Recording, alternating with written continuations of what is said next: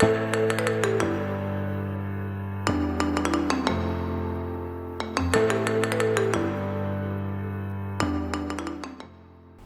back to our highlight show for November. Today we're hosting the EHS Outreach Coordinator, Amy DeMichele. She's moved into her new big office where she now has the ability to meet with clients confidentially. Welcome, Amy. I'm sure that you have a lot going on right now with the cold weather season starting. Could you start by discussing the fuel assistance program that we have in Littleton, for instance, and the eligibility and the application process? Thank you, Sue and Anita, for having me today. Low-income home energy assistance program, more often referred to as fuel assistance, is a public benefit program through Smok. This program provides partial assistance towards eligible households' heating bills. Financial guidelines are based on the gross annual income, which are set by the state and based on household size. For example, gross annual income cap for a single person household is going to be different than a household of 4. A single person household will be $39,105, whereas a household of 4 would be $75,201. Anyone interested in exploring the eligibility for this program should reach out to me. We can go over the guidelines and the different supporting documentations that would be needed in order to apply for the program. Do you set up individual appointments for people to come in and fill out their applications with you, or do they have to get the application and fill it out online ahead of time and bring it to you? I hold on to the application, so at the beginning of the season, Smok will send so many applications to me directly, and I am responsible for completing those with the community members. Okay, so they just would need to call you and set up an appointment? Correct. Are there special documents that they need to bring when they come? Yes, and those would be specific documents particular to their situation. So if they're a homeowner or a renter, depending on their income, there's different documents that would need to be provided as to support the information we're putting on the application. So I would be going over their specific situation and letting them know the different information that they would need to bring with them. So it's like a 2-step process. Sometimes it can be more than a 2-step process. The people that have income from interest or dividends, annuities, they're going to need to provide a 1099 unless they have statements that they receive. So the situations can be a little bit more complicated. So it's best to reach out to me and we can review what specific documentation would be needed in order to apply. And what is your phone number for them to do that? They can reach me at the Elder and Human Services Council on Aging office, 978-540-2472, which is my direct line. Okay, thank you. And Amy, are there other programs available through Smok other than fuel assistance? Yes, there are. So they actually do have a weatherization team. So for folks that might have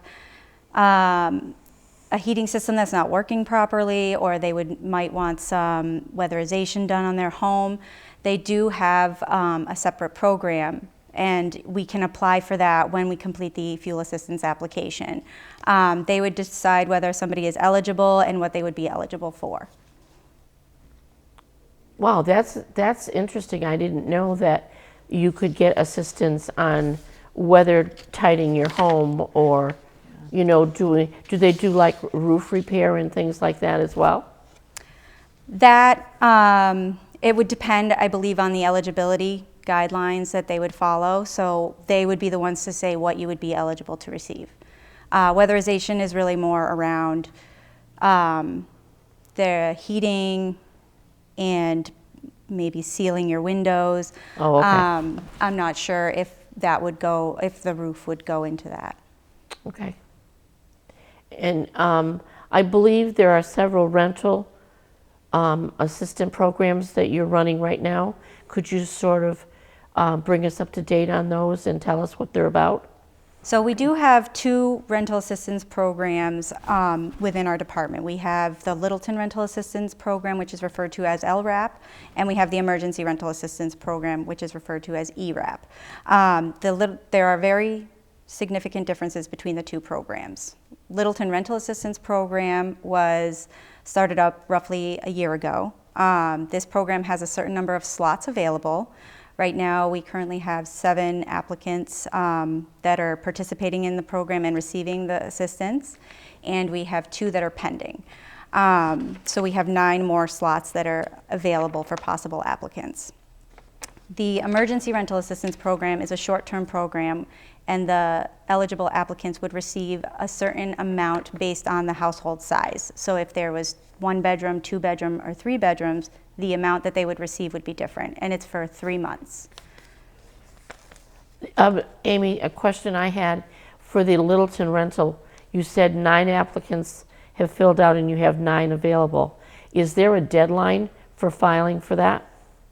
For the Littleton Rental Assistance Program, there is no deadline. If we were to receive more applications than we had slots available, that's when we would put a waiting list in place. Okay, so there are 9 slots available that people can apply for at any time. Is that true with the emergency one as well? So the Emergency Rental Assistance Program was set up a little bit differently. This one, there isn't a number of spots available. There was a certain amount of funds that were set aside. So once those funds, as long as those funds are available, we're able to access them. And how is that funded? That is through the Affordable Housing Trust. Okay, so they donate the money to pay for that $250 a month. Yes, this program was specifically set up through the Affordable Housing Trust. Okay.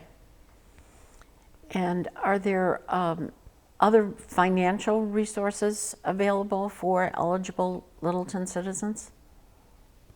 Yes, so when people reach out to me and they're looking into rental assistance, we would review their situation. If they did qualify for the Littleton Rental Assistance Program, we would pursue that. The Emergency Rental Assistance Program was specifically designed to help those that were financially impacted due to the pandemic. So if they would qualify more for that program, which is a more short-term program, it's for 3 months, and the amount that they would receive is based on the bedrooms in the home or apartment. So they would receive $750 for 3 months if it was a 1-bedroom and they were approved. And for a 3-bedroom, it would be $1,150 for 3 months if they were approved. And who provides that funding? This is also through the Affordable Housing Trust. It is. Okay. Okay. Okay. There was something else I wanted to ask you about the rental program, and it's completely slipped. It's gone. It's gone. Totally. Is there anything that we missed? I think, well, to Sue, when you mentioned, is there other programs that could provide financial assistance? Yes, there is.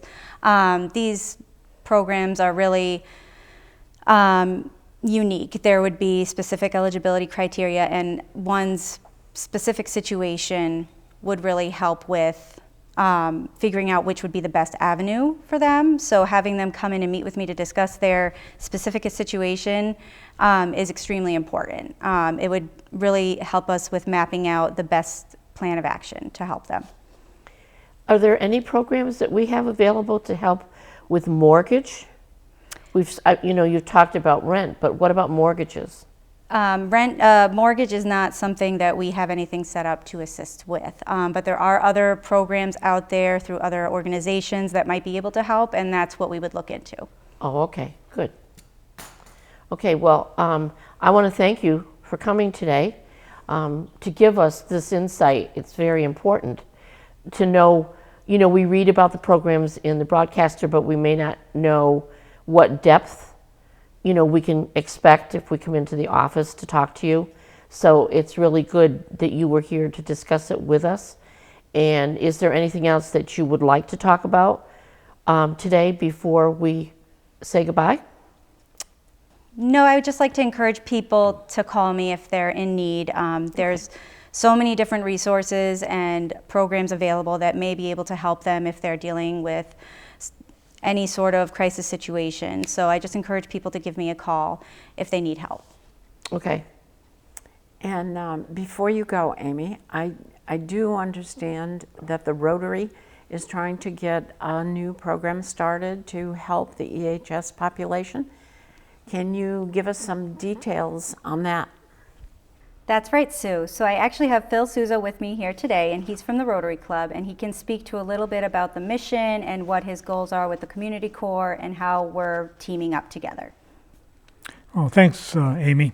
So the Rotary Community Corps is made up of non-Rotarians, people who, for one reason or another, don't want to be members of anything. So this is a way for people to volunteer without having to be attending regular meetings and be part of something. And our goal really is to provide service to the town, specifically the Littleton community. And we have a couple of different areas that we're focused on. One might be environmental sustainability, so we're looking to pair up with Parks and Rec on some projects. We're looking at education, working with the schools. And thirdly would be just service to citizens, especially in the pandemic where they might be isolated, might be vulnerable. Working with your group to see are there opportunities for the Community Corps to provide some help and bolster the effort that you guys already have in place.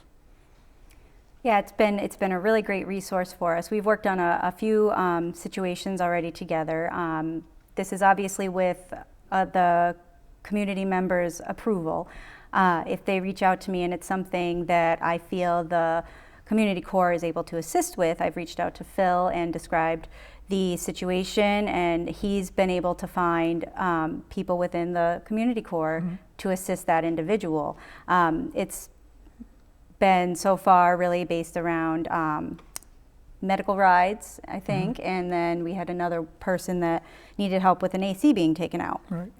So they were really they benefited greatly from the service, and they had a great experience. Right.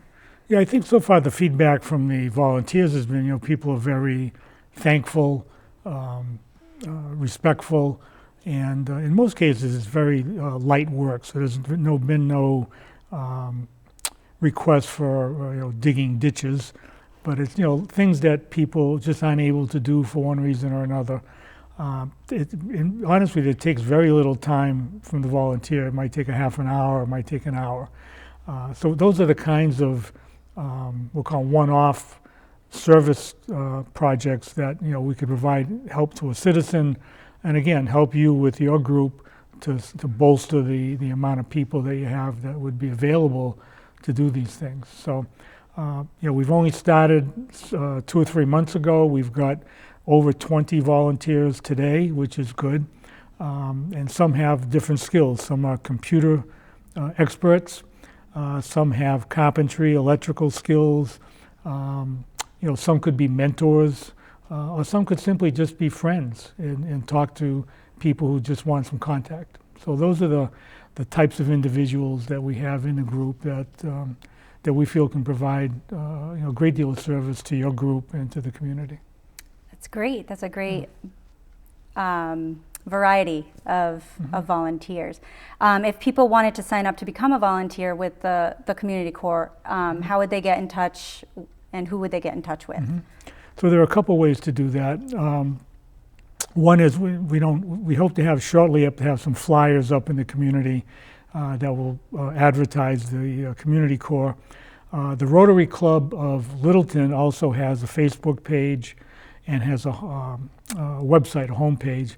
So people can either use Google Rotary Club of Littleton and they'll see those links.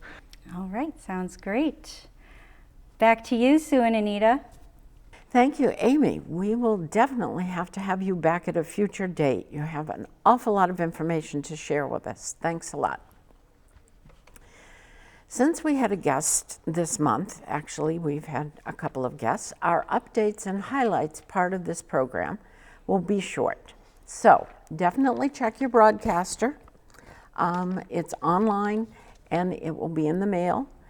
And this month there are a lot of new virtual programs. There's some organized outdoor activities.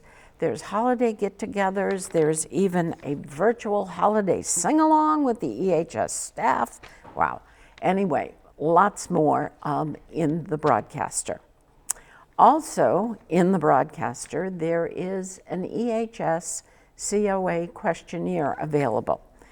It's in the broadcaster. It's available online at littletonma.org. The team at EHS wants to hear from you as we expand programs and services. The questionnaire will be available online until November 20th, or you can fill it out at the back of your broadcaster and mail it back. It's very important to get the feedback from the residents. We are really looking to see what you want and try to provide as much as we can. So the questionnaire is very, very important. And that's why we would ask you to submit it by the 20th of November. Thank you.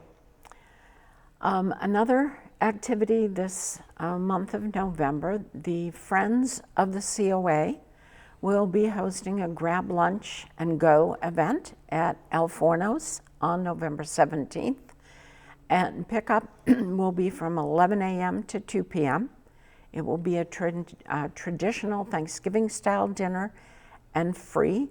And be sure to call the EHS office, 978-540-2470, to register. Kathy, Sue, and I have put together another grab-and-go craft kit for the November 18th. It's going to be from 1 to 2. And we will be decorating gourds with dried and silk flowers. Everything you need will be in the kit. I'm sure you will have enough glue left from your October craft to complete this craft. The Springdale Farm has generously donated all of the gourds, so we say thank you to them. And we say thank you to you for bringing back your empty bags from October, which makes us easy to fill up the November bag and get it ready for you. We are really enjoying putting these kits together, and we hope you're enjoying doing them at home. We wish we could be together. Remember to call the office to register for your November craft class, 978-540-2470. We are planning to do the Christmas centerpieces, and hopefully in the multipurpose room, where each of you will have your own table and there'll be social distancing and everything else. If that's not available, then we will do the centerpieces with a grab and go again, and more information will be in your broadcaster next month. So thank you for listening today and watching us. We hope we were able to bring you some helpful information. Amy certainly had a lot to offer, and we will see you next month.